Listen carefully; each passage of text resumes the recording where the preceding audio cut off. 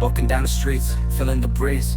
In the sunshine state where dreams come with ease. Palm trees swaying with the ocean in view. This is the place where I always feel brand new. Sipping on a smoothie, chilling by the shore. Got my shades on, feeling like I can't be ignored. Sun-kissed skin, feeling so alive in the soft wrap. What's up, guys? Welcome back. Welcome to the channel if it's your first time here. Today I wanted to make a quick video on optics, and essentially for those of you who might just be starting to get into optics for the first time. I started out a couple years ago with just a red dot, just this Sig Sauer Romeo 5, and all these firearms are clear, so we're good to go on that front.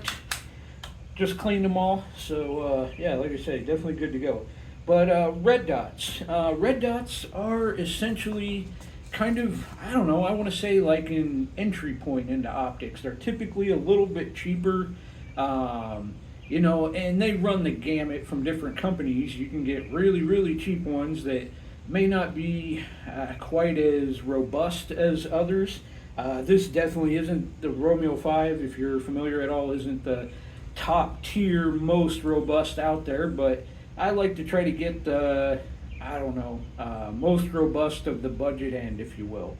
And like I say, the Sig Romeo has been great. One thing that I didn't take into account when I got that is, you might notice that I'm wearing glasses. I do have astigmatism. So a red dot, to me, is a little bit more like a starburst. It's got a very bright red center, but I can definitely see the rays of a starburst coming off that thing. And I can adjust my brightness to kind of knock those rays down a little bit and make the dot a little more crisp, but I will never see a perfectly crisp red dot. But with all that in mind, what are red dots good for? Primarily close quarters engagements.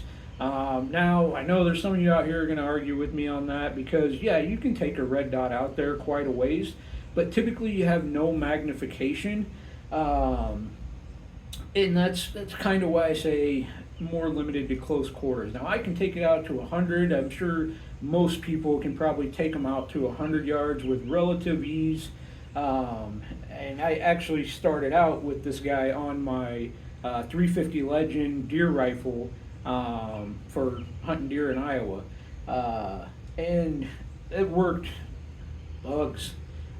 Iowa, it's muggy out here, but it worked great for I want to say, what, 4 years or so now that I've been running this thing on my deer rifles, and this will be the first year that I don't run the red dot for deer season. I think it's going to live on this Ruger PC carbine. I don't know, for the time being.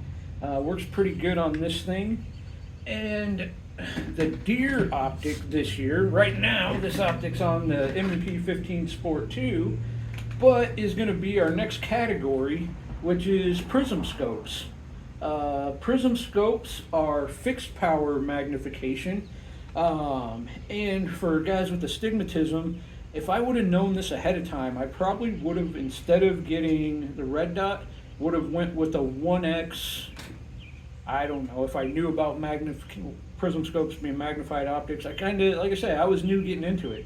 I would have gone with a 1X Prism scope, or maybe even a magnified, this is a 3X Prism scope, because you have an etched reticle. You don't have that light beam there giving you that starburst effect.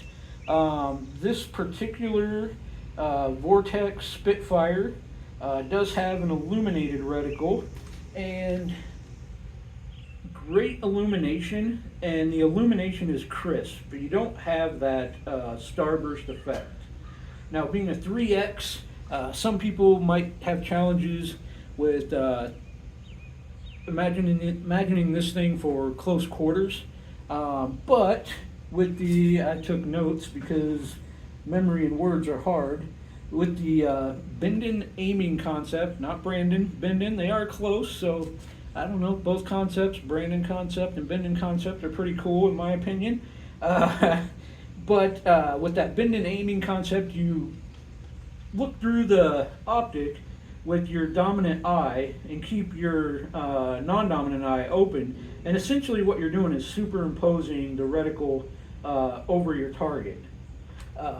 If that's not your thing, you can, of course, with a lot of these, with most AR platforms, you can run some kind of offset irons, or with like this specific optic, for example, has rails on both sides, and you can put like a reflex red dot if you're good with running red dots on there. And by good with running red dots, I mean no vision issues. So yeah, like I say, 100 to 150 is kind of the ballpark for the Romeo 5 and similar optics. And then this Spitfire I paid probably a little more because I got it at a big box store. I think I saw it cheaper on Amazon, but I paid about $250 for this guy, for the Prism optic. And like I say, it's kind of the next step up